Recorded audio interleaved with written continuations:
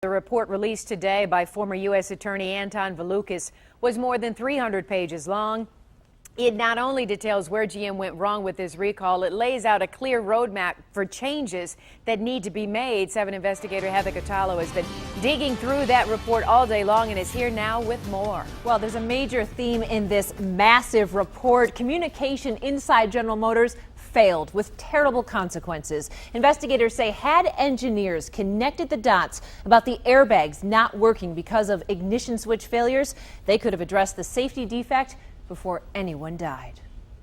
GM's internal report details an 11-year history of failures. Former U.S. Attorney Anton Valukas and his team pored over millions of records to get to the bottom of who knew what and when about the faulty ignition switches now believed responsible for 13 deaths. Valukas cited an array of issues throughout the report that delayed General Motors' response to the problem for years. And he's proposing several recommendations for the automaker to make sure this never happens again. This should have never happened.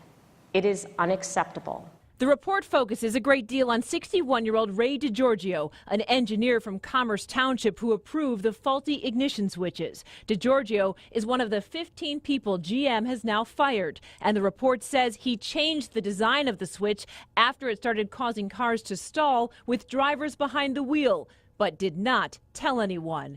Back in 2002, after supplier Delphi pointed out that the switches did not meet the right specifications, DiGiorgio told them to, quote, maintain present course. DiGiorgio even signed his name on that 2002 email as Ray, tired of the switch from hell, DiGiorgio.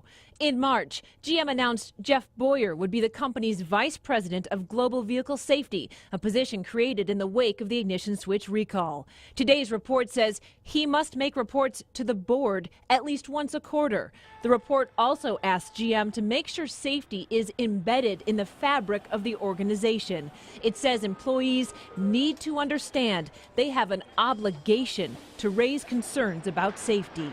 If an employee feels safety issues are not being resolved, they need to speak up until they are. This includes introducing a plan to make sure the people at the very top, even the CEO, know about the problems. The report also recommends that each year employees should certify that they've made the company aware of any safety issues they know about.